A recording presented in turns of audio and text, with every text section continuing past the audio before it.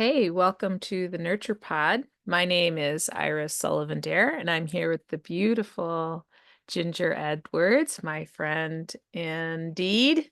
And this is the place where we explore that kind of boundary, or maybe no man's land between what is and what is possible. And sometimes it can feel like there's a big gap between what is and what is possible, but that's what gets us excited to chat. So that's what we do. Yeah. Hi, Iris. Hi, babe. What are What you are you nurturing? nurturing? Oh, Ah, at the same time. jinx!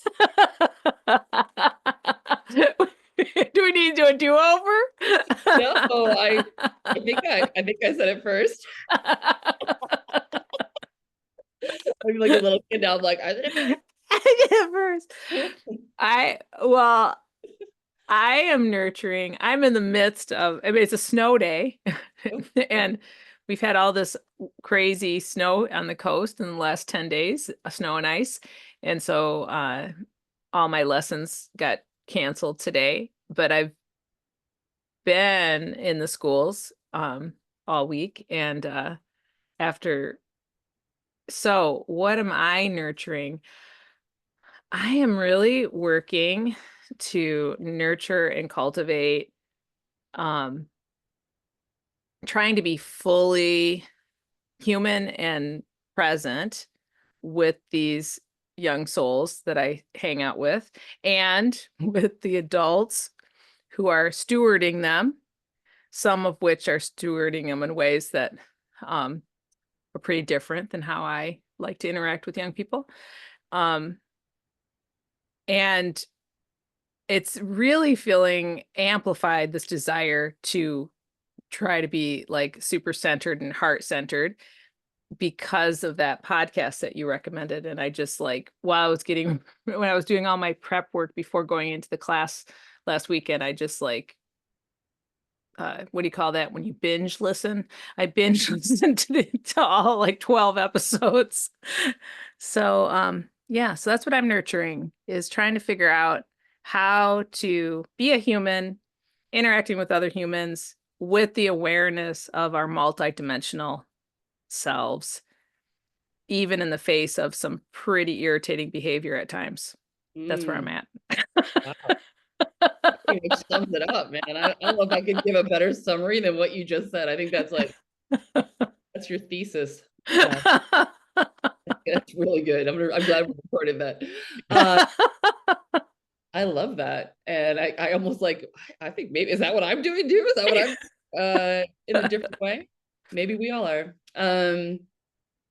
Yeah, what am I nurturing right now? So I had a, I have been, I'm pinging my activist little self. I spent a lot of time doing direct action and a lot of like activist stuff when I was in my 20s. And this current political situation is really pinging these roots of mine. And yet I'm not 20 anymore, and I'm now 51. And it's interesting to try to bring, like, I can feel this kind of old pattern emerging of like wanting to be really informed and like wanting to know all the things and wanting to create strategies and wanting to organize my community and like doing the things, right, Yeah. getting active. And yet I'm also aware that that part of me was pretty unbalanced. It can get very unbalanced and like very pulled into the reaction and I'm going to say the excitement too. Like I have an Aries moon conjunct Mars. Like there is like a part of me that's like, yeah, let's challenge these systems. Let's do it. Like if it's going to come at us, let's come back at it. There's kind of like this combative, fire that starts to emerge in me, and I'm tempering that now with a little bit of age and wisdom. And it's interesting to like, okay, so I feel it, and I'm familiar, with this sensation, and it's good, it's righteous. Like I don't think it's bad. It never was bad. But I also know that I want to express it differently some 25 years later, and draw on what I've learned living in community out here on the coast, and just, yeah, just living in a different way with my activism, like integrating it into like community and life and farming and land. Um Hmm. and so what came up, I start asking, instead of trying to think it out, Like, what should, what are we going to do? I kind of put it back into my body and I was like, what wants to Mm. happen here? And there's a shift. Like that's dropping out of my head. I've learned to do that a little more as I age. And that felt really good. And what kind of came through was the idea of there needs to be connection right now. There needs to be community. There needs to be a network of support, that this is not something that any one of us should face alone. And that's just really powerful. And so that's my role, to take that, like if you're going to take a step, like take your step towards creating that connection between people so nobody feels scared and alone. And so Yeah. I called together. So I was like, okay.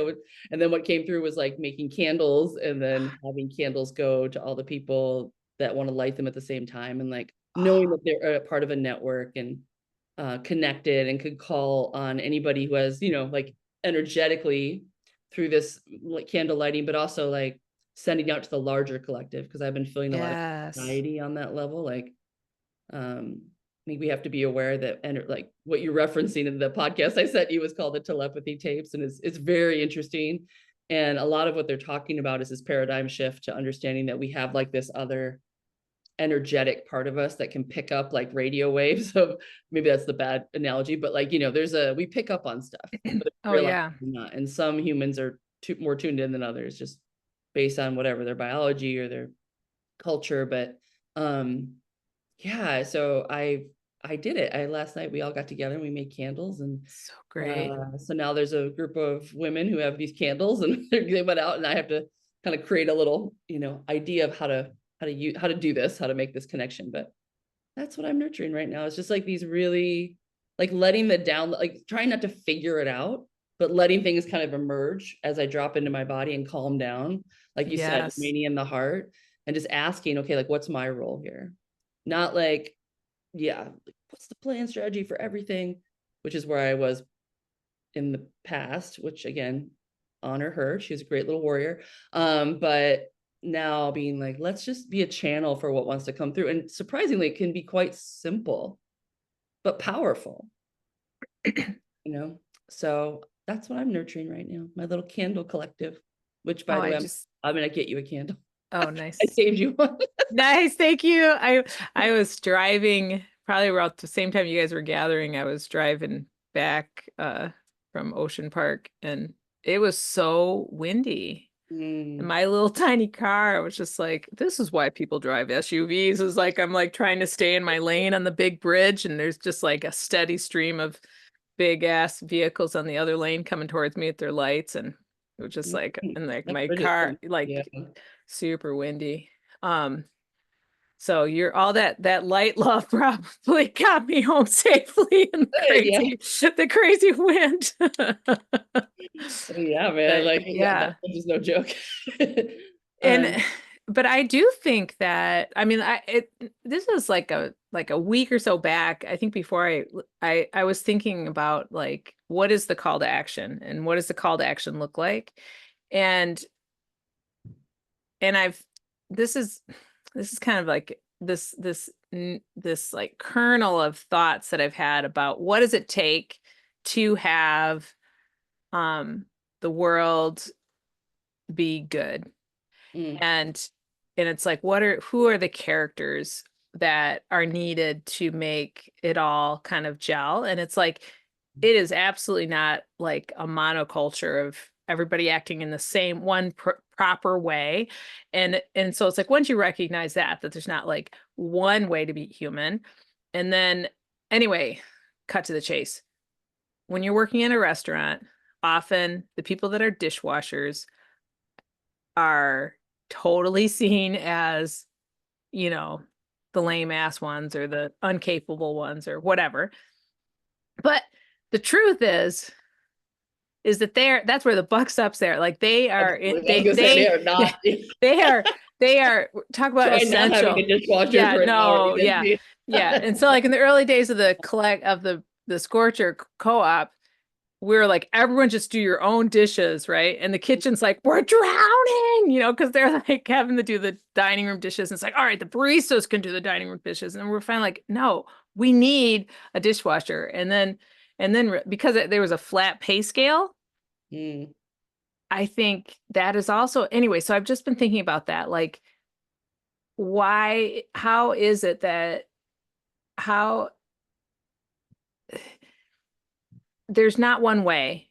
And the value, like this weird, it's like, I just realizing it's so weird to really value things so radically different when actually they're all like, if you think about a watch and all the little sprockets inside, Mhm. you can't make a watch with one gear, right? Right. You have to have all these gears, and it's like you need, have you ever got, Joe just took apart a watch, so this is really on my mind, but like there's a million little tiny gears in there, and it's like they're all necessary. And so it's like some of them are bigger than others, so, but does that mean you can just get rid of the little ones? It's like, no, you need all of them. And it's like, that's just feels like to me that like change needs all the gears, all the different kinds of gears, and they're all necessary. And it's like, it's a con to think that some are more worthy than others. And once you let go of that con, and then you're like, okay, so for some people, they're 20 years old and on fire, and they are going to help push us and pull us and incite and inspire to like to break open the like stagnancy. And that's like beautiful, but that's just one option, you know. Like I myself have not done very, I've done very little of that, and but I've done a lot of feeding people, Yeah, yeah, you yeah. know, and Yeah, like, and creating systems, collectives and cooperatives that really yeah, are like the, I would say, the heart of what we have to do as humans to like, you dug into like the actual um kind of underpinning of those little gears in that watch, like how we relate to people, how we talk, how we work things out, like new structures, like a co-op, like that's really, if we want change to happen, we need to we be need able to, all of it. we need all of that. We need to be able to work like that, even have that kind of communication skills and awareness of teams and on all of that. I mean, it's so important. So yeah, I totally agree. I think that yeah, all of it needs, and I think that I'm going to share with you a little vision I had. Oh, nice. Story time. Uh, so as I was kind of thinking on the same theme, this came through and it felt really true to me, even though it's going to sound like an imaginary thing, right? So I'm gonna speak it like it's an imaginary thing, even though maybe people can feel like a little spark in there in your inner being when you hear it. So I would like you to imagine that everything works out. Like the beautiful world that we know is possible is even more beautiful than we can imagine right now. And in 100 years, 150 years, 200 years, it's all there. It's the water is sparkling clean. All weapons of war have been dismantled. There's free education, free healthcare. National boundaries have been removed. Everyone's just living as like one beautiful human family. All these systems of hierarchy and otherisms are all kind of broke. We've got it. We figured it out somehow. Humanity has like understood that we live on this beautiful jewel of a planet and we're all the same family, and all this division and hoarding of resources is completely insane, and we figured that out, right? So that's all done. Like it's already happened. Like if time is not linear, like we think of time as a line because that's the way, only way our brains can like really create that, like, oh, this happened in the past, this is going to happen in the future, I'm in the now.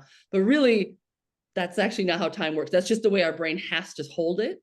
So if time is all happening at once, then that's already there. Like that's done. Mm-hmm. But we don't have to worry about that. Like it's already happened. And now I'm going to take you one step further in this vision. So that's already done. And a version of you is living there, like is a Mm-hmm. part of that world and is curious about the time frame we live in now, because we live in a very like deeply changing, like this is where this is where the juice is. Like right now is like the crumbling of the old and the dragons of the new, and everything's just like it's going to be chaos for a while as this thing works itself out.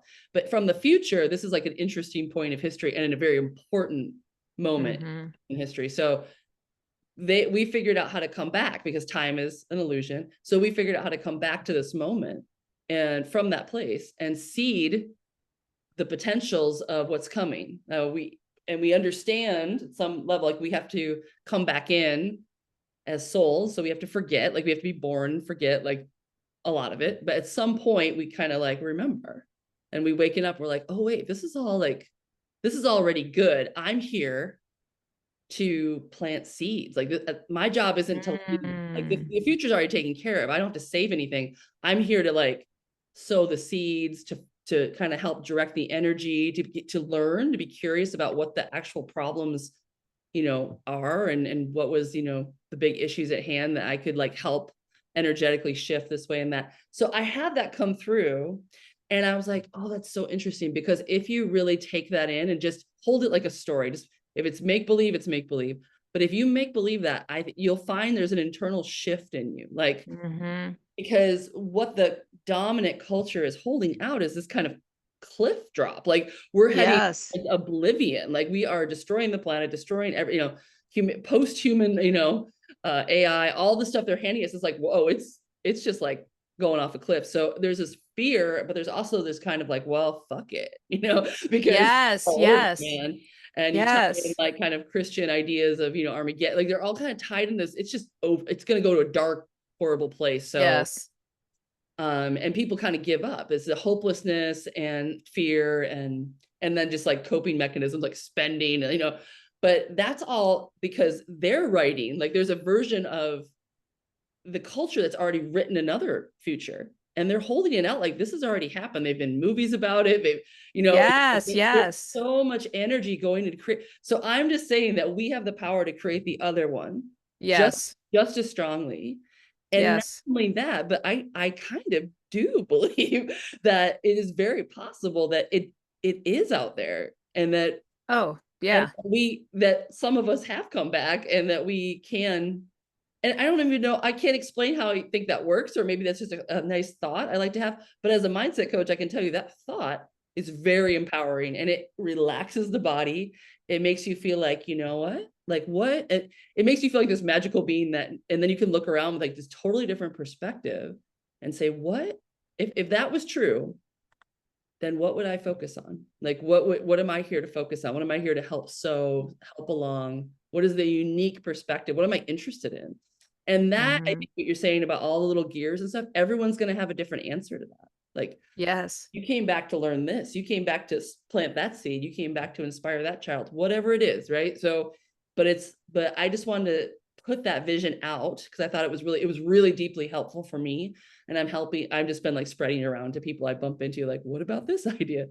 And I'll just say another cool thing about it is, because I plan on traveling to Peru soon, I've been tuning into this Peruvian shaman. He does like live streams, and he's like, his grandfather was a shaman, and he got hit by lightning as a child, and he's been like, in the Wow. training process ever his whole life. And so he does these little drop-ins where you could listen, and I love his energy over the Zoom call. But he was talking about this Peruvian kind of belief system, and he mentioned that, like, he's like, we think time is all happening at once, and we think ancestors come from the future as well as the past to help us. And I was like, well, like mind blown Wow. that I actually heard an indigenous person say that this is part of their, like, he wasn't like, oh, this is an imaginary story, like we believe this, and like, we know this to be true. So again, it just helps me with that framework of like, just because we live in this culture, we think that's a really random, weird idea, but there are plenty of cultures that are much, much older, thousands of years older. Mm-hmm. Don't question that that's what's happening. And it gives them such a sense of power and peace in themselves, even if in the current moment, shit's going down.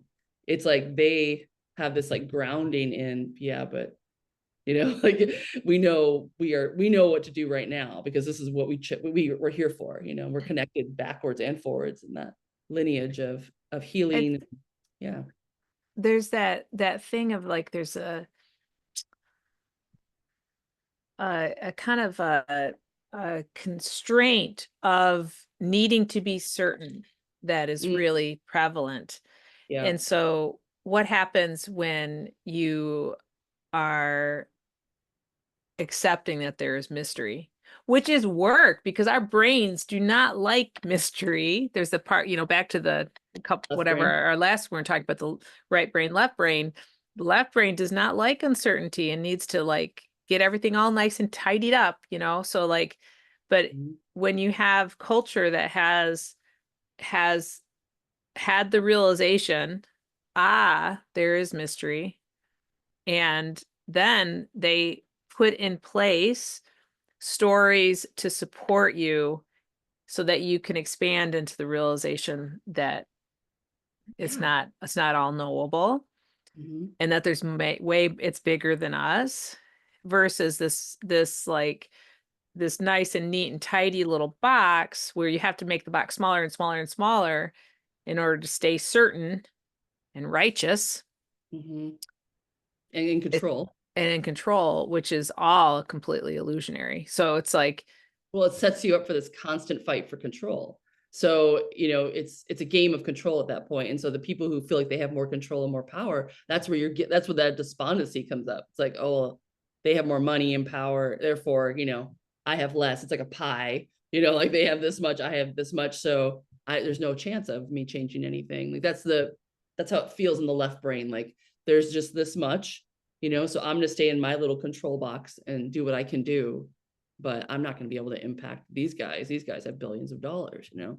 And the other yeah, but framework, they're just a human. They're yeah, just a the human, other just like, framework yeah. is like, well, yeah, but their whole game is falling apart. Like this is for me, from my perspective, this is like the end of that. This is the last throw. It's like the last grab, and um, the the potential of that the other reality is already there is like, okay, well, at some point, like the whatever they're doing is reveals itself to be so, you know what I mean? Like for whatever we have to go through. And I'm not saying it's going to be immediate, and I'm not saying it's like, oh, just don't worry, guys, it's all going to work out like that. I'm not saying in the way that's like just kick back and don't do anything. It's no, it's like really active actually, because I think the opposite is Yes. the overwhelm of Yes. despondency kicks you into like, I don't know what to do, so I'll just scroll on my phone and make comments on different posts, that'll feel like something, I don't know. It's just like overwhelm and isolation, and I think that's where I was coming from, like people feeling alone and scared. And it's what's showing up on my coaching calls too. These people, what can I do? I don't know, I'm such one person and I've already got so much on my plate, and I can't, I can't go to jail, I can't, I mean, it's like Yes. where the left brain goes. It's like, and we have to remember, like, it's all worked out, but we're We're planning. here to support it. Yeah, we're You- supporting it, and that's your individual contribution. Doesn't have to look, I d- mean, it'll look, check in with yourself, you'll know. I think that's part of what was talked about in the telepathy tapes, which we should just mention a little bit further since we're referencing them, is a really cool podcast that a woman did about autistic children who are nonverbal, and their telepathic powers that have been pretty well documented. Like, and this is all their stories from their teachers, their parents, the researchers, and it's pretty fascinating. But you, like I said, take it or there's obviously, you can be skeptical about parts of it. It gets pretty in there. I mean, she definitely goes out there. Like even I'm was like, whoa, she's taking it to a she's making some leaps of like, assumptions about what's going on. At the end there, she gets pretty woo-woo, but so what? Like at that point, I was like, well, it's all possible, just curious, yes. being curiosity about it. Like, what do we know? Like, I mean, that's just as possible as it, is not possible. So, Well, and I think that I don't know about other people, because people tend to not talk about the weird shit that happens to them, and then mhm, except in certain circumstances, you know, mhm, like, but I bet everybody has had, especially in the old days, in the old landline phones, the phone rings just as you're thinking of a person, and it's that person. Like yeah. everyone has that. I mean, I think you don't have to be particularly like super psychic person to have had that sort of experience, Mhm, either as the person calling or as the person who's like, oh, I think that's so and so. Like Yep. my mother, who some of you know I have a difficult relationship with, she always knew who was on the phone. Like she always knew who it was when it rang before she answered it. Like, Mm. and so like but we tend to like we've been trained Yep. to not think that that's meaningless, to just name all of those things coincidences. Mhm. And Left that brain, our left brain culture is like we have a box for that, and that's called we have, coincidence and woo woo, and also we don't have a like material kind of framework for it. We just dismiss it. There's so much. It's like we look for confirmation bias. So things that fit in our worldview, we accept and we remember, and things that don't, we're just like, well, that was weird, and we kind of just like drop. well, and it's like, We don't have a place in our brain to make sense of it, so we just let it go. so it's like the whole like blind spot. I'm all hot. I'm down here next to a heater so that I'll be warm, but it's actually making me really hot. Um, but yeah, like that thing, that blind spot that happens in the sciences. And like I'm a big fan of science. I have 3/4 of a biology degree. I like chemistry. My whole family is a bunch of crazy engineering kind of people. Um, so but if you look at the sciences, there's some big problems with blind spots and about setting things aside that don't fit the paradigm. So like, like it's riff, it's all over the place. And like she talks about it, but it's not the first time I've heard in the telepathy tapes about what if consciousness is first, Yeah. and like I went to this talk like probably 20 some years ago with this guy talking about what if consciousness does not evolve out of matter, but consciousness is the basis of all Right. matter. And like, Yeah. and so like that's not new information for people, but it is radically different paradigm. It's very different because what she describes is like a pyramid that's kind of the materialist, Western scientific view, which is like it's physics and then chemistry and then biology and then maybe psychology. And then at some point, which they don't really understand, like, a point of evolution, there's consciousness, like at the top of the pyramid. That's how like our Western reductionistic kind of logic model has been. That's the Western scientific model, and things have to fall, they kind of fall in that framework. And what their positioning is at the bottom of the pyramid is like it's all consciousness. This is more quantum physics would be put there, and then everything arises, all the material world rides out of that. And so there's like a field called the unified field theory, which is like all matter is a part of this unified field of consciousness. And so we can affect everything in the field. It's all connected. It's like the energetic of it. And that explains a lot. I mean, then when you put that back in, then all of a sudden, all this phenomena that just is dismissed by the other model becomes like, oh, then that works then. That makes sense. So what she said that was really interesting in those tapes, and I didn't know that there's kind of a post materialistic like movement in the sciences. Yes. Enough like science, like hard scientists who study at Harvard and have doctor in their names and all the things, have signed on to this kind of like, we believe there's enough evidence to suggest that model is obsolete and that we're going with we're comfortable saying as Yes. scientists that this model is wrong, and now there's a post materialist model we're putting forward. And I actually have never heard that before. That was really interesting.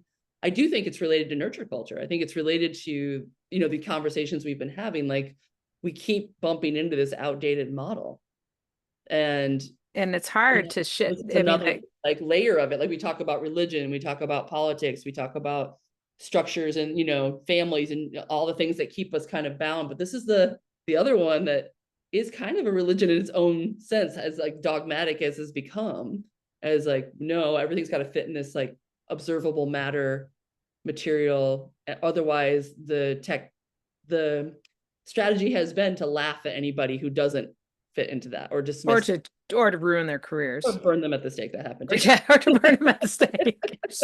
That's And isn't that it's like science progresses one funeral at a time, because we get so attached to our ideas that it's really hard. I mean, to be fair, it's like I look at, when's the last time something just blew my mind and made me shift my thinking radically. And I mean, I'm just asking myself that right now, and I don't know. I don't know if I can like point at, I mean, some small stuff. I feel like there's some small like shifting mindset around a certain situation or something, but like I'm like, I could imagine that I'm in the good paradigm and they're in the bad paradigm, but like you have, in order to, you have to be like, how much do I question my own inner paradigm?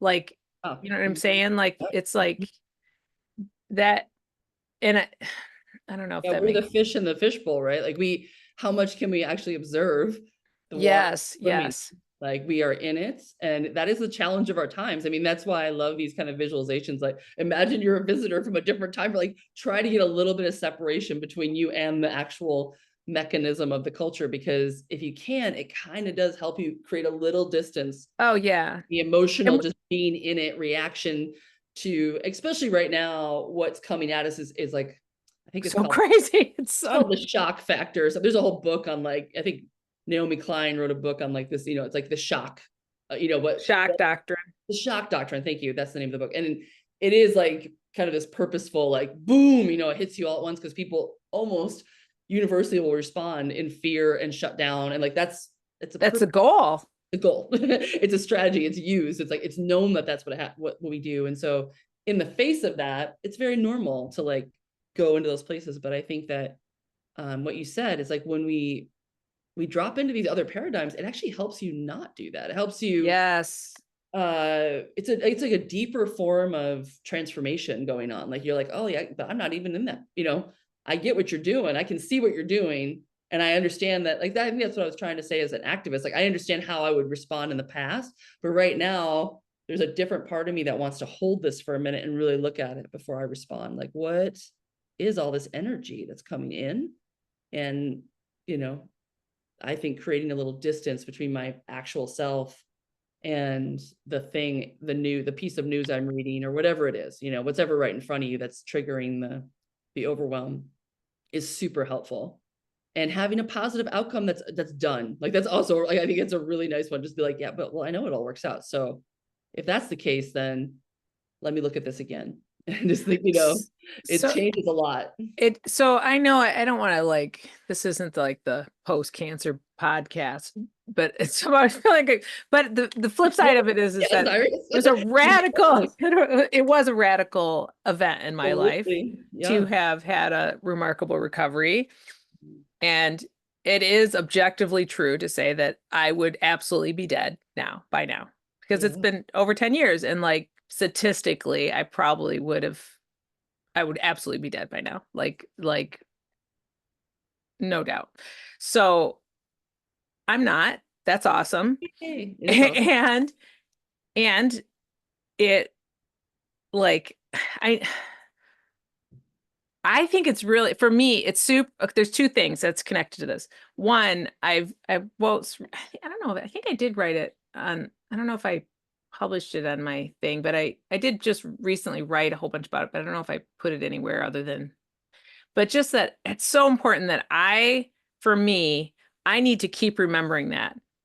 I Mm. experienced pretty a radical recovery. Like Mhm. it was very unexpected for my oncologist and that whole team.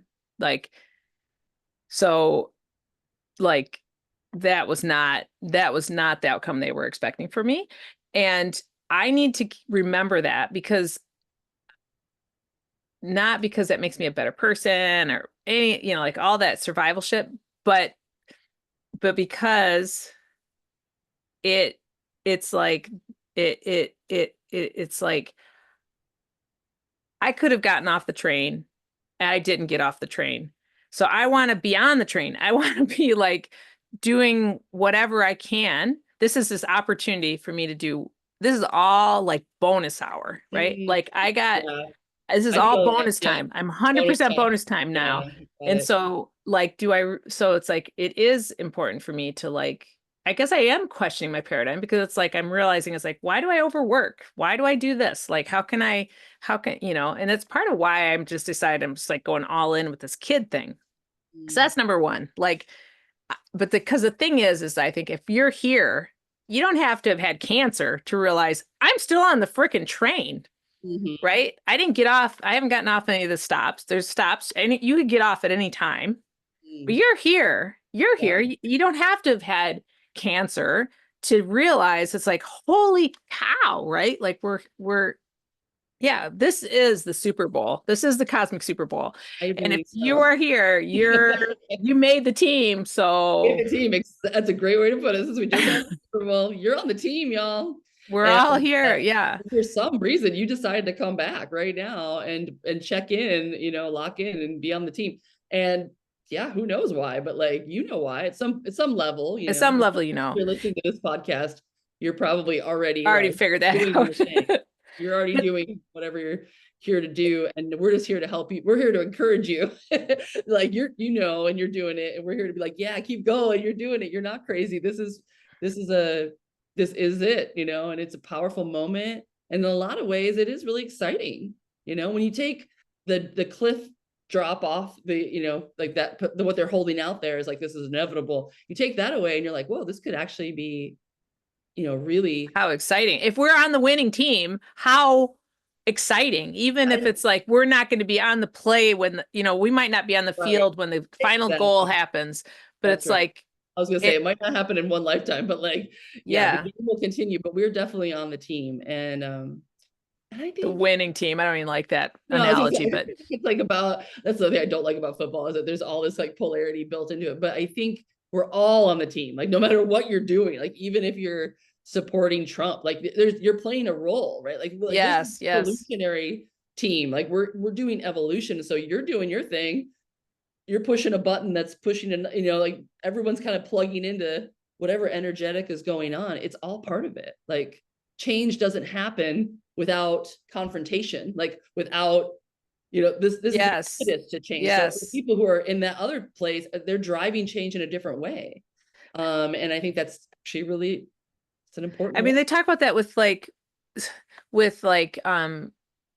gifted people.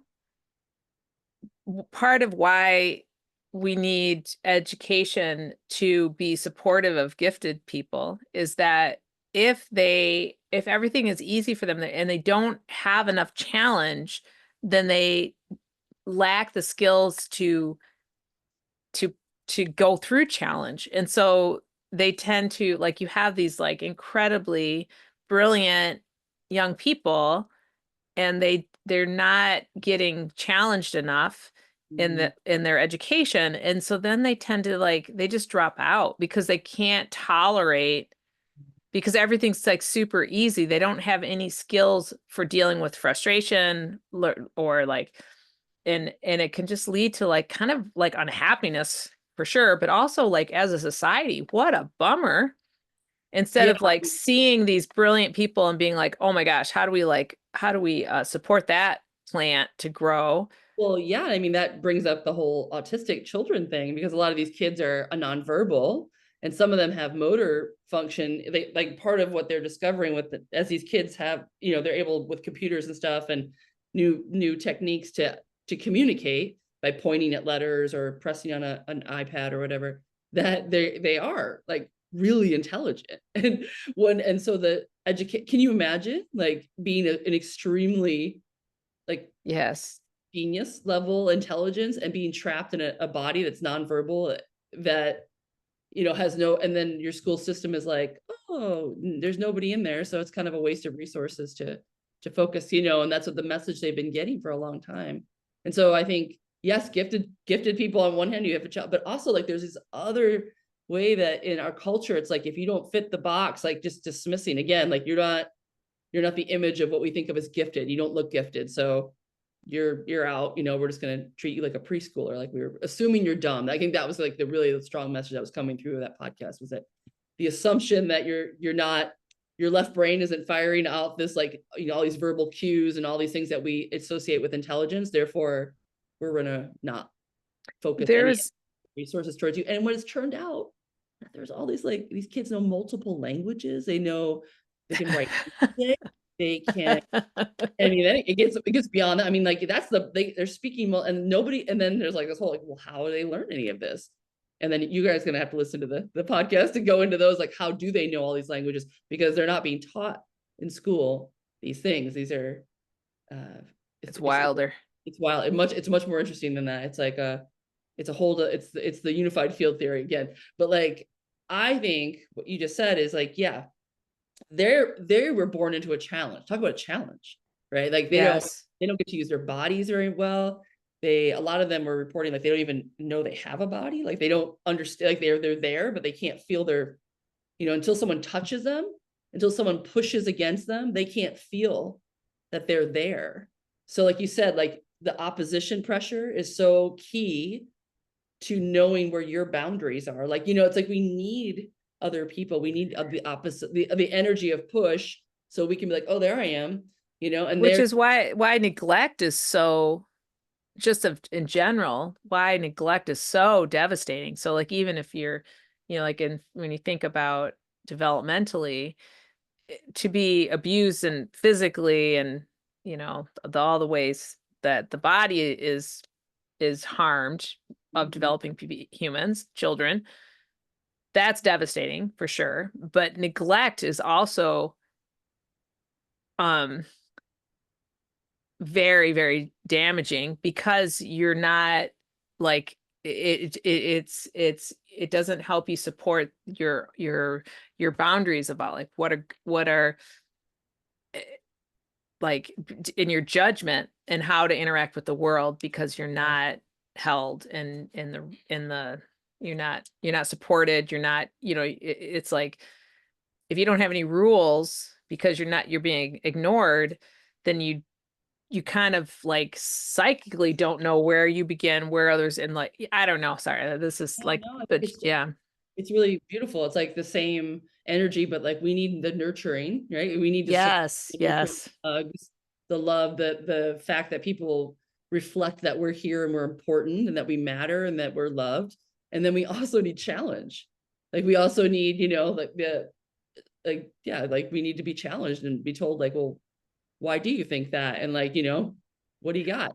Problem I've solve that, like step up, like give us your ideas, give us, and then actually like having to have things that don't feel good sometimes are what we need. Like we have to be like, oh wait, I don't like that. Why don't I like that? s- I Um, Good on I that. just I just had a thing this week. So one, I do some after school stuff, and there's a couple of kids that a year and a half ago, my very first time at that facility, they started wrestling during the first class within like 15 minutes of the first class. And so I was just like utterly shocked. Like, I'm like, what is going on? And like, it's ironic that it's like, I don't have any training that I get to be with all these people, but, I guess I have other training. I just don't have teacher credentials, right? Like, which is a lot. Yeah, Would be helpful, would be yeah, very helpful. yeah. But anyway, so then so I had this like power, like trying not to have a power thing, but these two kids like having this lot of stuff, and then they stopped coming to art, even though they both like art. And then and I was just like, every week's a new week, every week's a new week. And because I only was going once a week, I could get some space. And I just was after them every week. I would like greet them and invite them to art, and every week they'd say no. And then at the end of last year, they came, like Yeah. like the very last one, and they came, and they hadn't been in forever. And I was like, great. And then the first time this year, they're like, oh, Miss Irish, you're there. And I was like, yeah, come do art. And it shifted. And then there was a thing where they did something really rude, and I went, and I was like, that was not okay with me. I'm not gonna, and I'm like, next week's a new week. And like, here's the consequences of the action that you did. And they're like, oh, la, la. And I like totally called them on it, like they were trying to deny that they hadn't done the thing. It's like, dude, I'm not stupid. And I know that that's what happened. Next week's we'll start over. And it's built trust with, and Good. but another kid has recently started hanging out with those two, and there's been some stuff, and there's been some bullying stuff, and there's been some stuff, and there was an episode where I had to, that child couldn't be doing the art activity anymore because they had broken some stuff, and hit somebody. And after they left, I was thinking, oh my gosh, are these two kids going to be like kind of triggered by that? Are they going to be like, but what happened is we ended up having this kind of sweet conversation Mm. about what our friends and like I don't know. It just felt like the payoff felt like it just felt so sweet. I know they're going to do stuff again, well, whatever, like they're kids, they're little, these are little kids, right? Like they're 9 years old. They're not. So, but that it's like, I just felt like it is important that I come every week and it's like, and I can be mad at you. And next week, and they weren't like what they've had me be kind of mad at them. And I'm like, I'm mad at you right now because you did this, because I'm mad at that this thing happened. But they now are like, I think what happened at first is like when they did this thing and I got mad and da da da. Like I'm not screaming at anybody or anything, make it, but like um I don't what am I trying to say? Can I just say, like, no, go ahead. Yes. No, you go, you go. What I really love about what you just said is that what part of the challenge I've had with all of this going on is like, yeah, how do you, like, I love that you're like, next week is a fresh week, we'll start again. But you do communicate in the moment, like, here's my boundary, here's my, this is my communication around what you just did. This is the action. You're still invited. Like, like I'm not writing you off as an individual. You still create the invitation, but you have really good boundaries and you expect that there's going to be another challenge. Like and I think that's a beautiful metaphor for how we have to be in the world right now. Like you have to start each week with like, yeah, they're probably going to do it again. And the people No doubt. whatever level you're looking at that, but you expect that it's coming, and that it's your job to be like the adult and to be like, okay, like this is my boundary, this is what I can tolerate, and this is what is okay, what's not okay, this is what I have to say about that. And next week's a fresh week and we'll try it again, and just keep, like, I think that's beautiful, Iris. It feels like a very privileged thing because of my role. It's different than if I was the teacher that's there every day. Yeah. Like, because I can see that some of the teachers are really frustrated with certain really challenging kids, understandably, because they have to deal with them and and every day, and they're very challenging. And I get to just kind of fly in and be there and then have enough space that I can come back fresh. Versus if you're not, it's the fish being the fish in the water again. Like, so But like, again, I'm just going to say, like, this is the power of community. Like, if we extrapolate from what you're saying, like, yeah, there are people who are grinding like every day in these situations. And then if you're a person like that isn't grinding in a corporate job or in a you could situation, make a huge you can make difference. a huge difference because you can be the people that drop in and have the energy to take up the slack and like offer more to them or to, whatever situation is there, because you're taking time out and you've chosen to take a path that gives you time to rest and then come and bring some energy back to the collective and then take over. Like, and I think that's really healthy. I I think we're both in that path, but yeah, like, yeah, the people who have to do it every day are definitely the teachers, like every day, Yeah. the people who are in it and there's no choice, like they're doing the harder pull. And it said every gear is important, all those pieces matter. But I love, for me, I want to be the art teacher. I don't want to be Oh, I love it. I mean, I do like seriously love it. I feel so privileged to be able I to always want do to it. be like the step parent of they talk about like the easiest job, like stepdad. You just like show up on the weekend and you're like, I can take everybody out. I have this amazing thing. And then I get to go take a break. Here you have them all back up.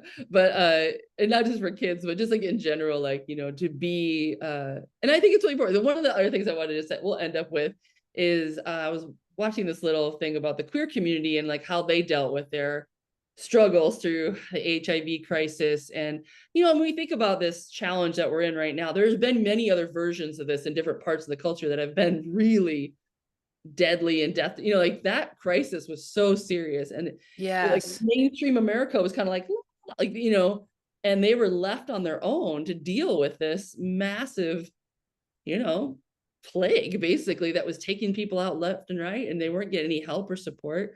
And they describe it, it's like we protested in the morning and we danced at night. I guess the part I wanted to bring forward is that joy that like they describe that as absolutely essential. You know what I mean? Like we protested, we took care of each other, and then we danced. Like we did all of those things because how we have to do to survive. So the bringing all three parts are really key. And so some people, your job might be to organize the dance part, and to make sure that everybody keeps going, like that that life still feels like something, that again, like this vision that is already done in the future, like just know that your role can be that. And that's beautiful that people get a lot of juice from the art teachers and the the people who have the dances and the parties and that's what it means to be human. That's the fun part, that's the joy, that's the love, that's the seed we want to put the most water on, really,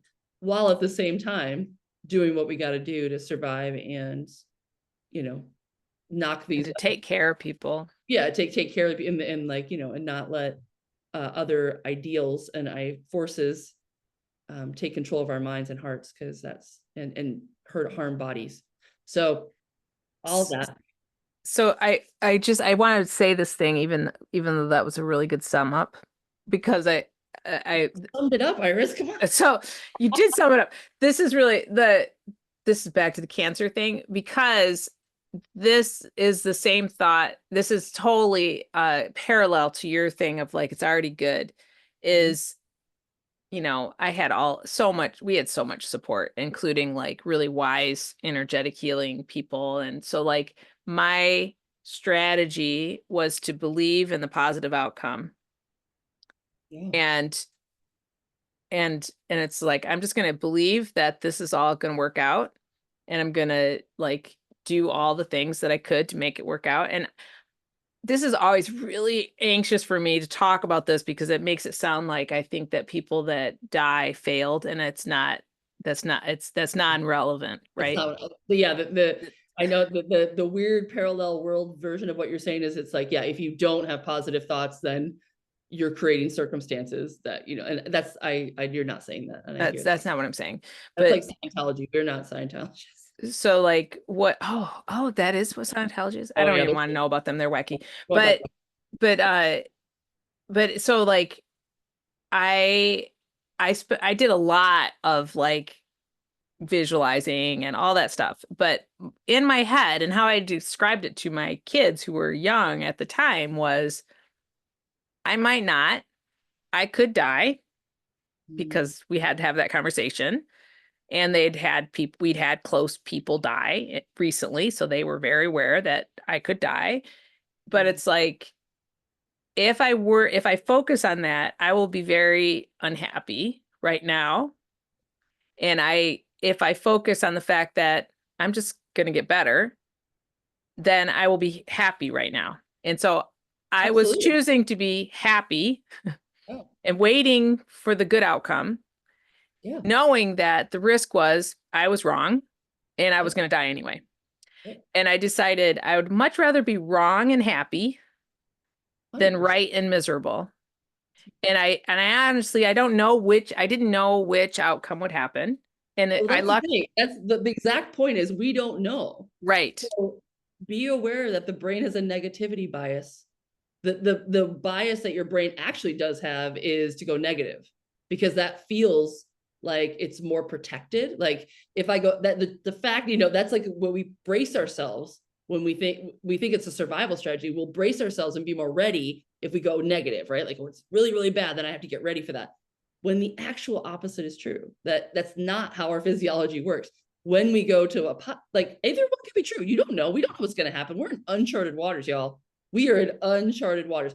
Anything could happen at this point. So if you focus on it's going to be great, we don't know how it's going to be great, but let's just assume that it will be. And we're going to do everything we can to make that happen.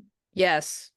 That is actually how manifestation works. And it's actually you're right about because what happens is your brain is like, oh, okay, well, if that's true, then I calm down, right? I'm Yes. grounded. I'm not freaking out. I'm not overwhelmed. I'm not in a stress response. I'm not in fight, flight, fawn or freeze, all the things. I'm like curious. What's my role? I'm creative. We're in the other side of our brain. We had to listen to the other podcast before us. If you need a download on this, well, how powerful it is to go into your whole brain and put the right side of your brain in charge and let the left just be a task, a list, checker, offer, and not have it run your show. It is this, again, this is evolutionary work. What you just described is very radical, actually. It's not wishful thinking. The left brain will be like, that's a bunch of woo-woo nonsense.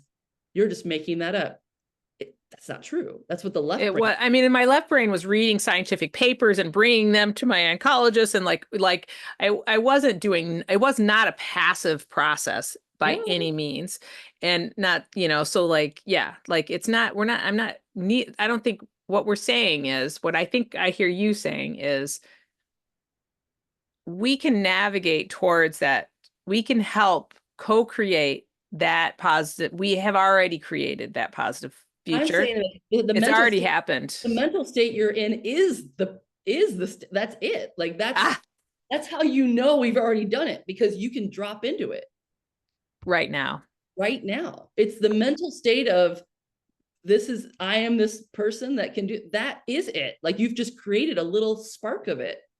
And therefore there it is. Because like I said, the past and the present is an illusion of the mind. We are in it, always in it. And we're always affecting everything. So it's a different paradigm, y'all, but it's got a lot of support now. It's getting more and more supported. And I believe that is the deepest shift that humanity is churning towards right now, to really, really change it.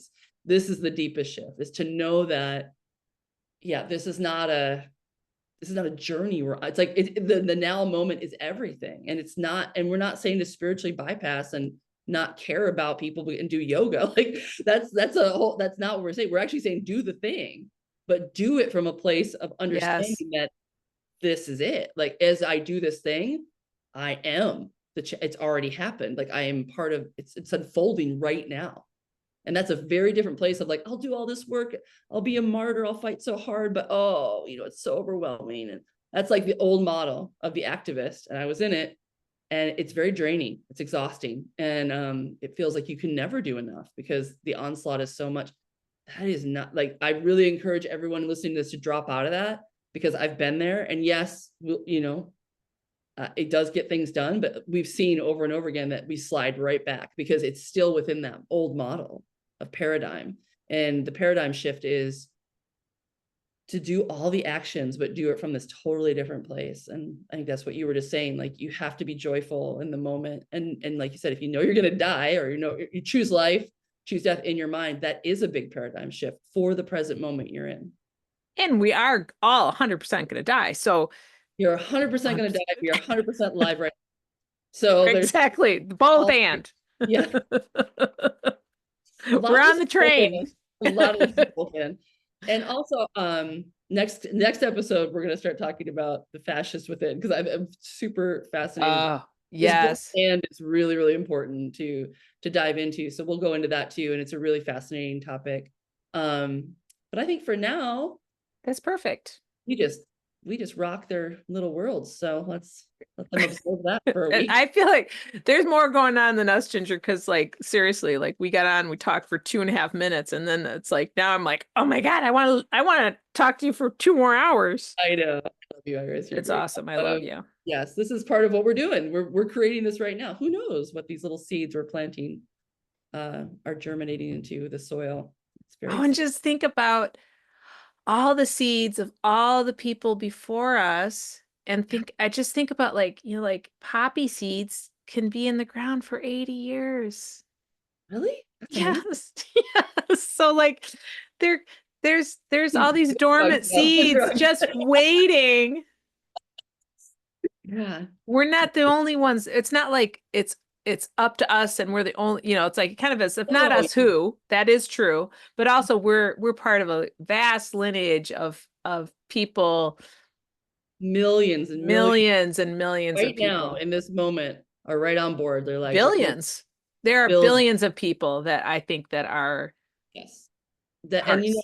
just another little word of hope, like, the media doesn't show us the rest of the world like communicating with their marches and like, but there's all these other nations that are pouring out into the streets in support of like Americans, in saying like, hey, we've been through this already. We're actually a rare, we're a country that hasn't really seen this go down, but many other places have, and they're coming out on the streets in support in massive movements, like, we're here for you, y'all. Like, they're letting us know, like, we've done this, come ask questions, like, reach out. And I've really have been interested in appreciating that, because we're not alone. Like, nobody's alone. And that would go back to I'll do another wrap up. My candle message was that the one message that came through is just to remember that you are not alone, and you don't have to deal with this alone, and you don't have to figure out. Your only job is to like remember that there's billions of us out there, and we're all connected. And if nothing else, you can listen to this podcast. I know that me and Iris got your back, and we're on the same wavelength. And I'll talk more about my little candle collective next week. I'm going to try to create a little protocol where we can all light our candles at the same time, and so anybody listening to the podcast can join in to that too, because I think it'll be really nice. Ah, I'm going to end there. thank you, my dear. Mwah. Love you so much. Thanks everyone for listening. We'll talk again soon. Yeah.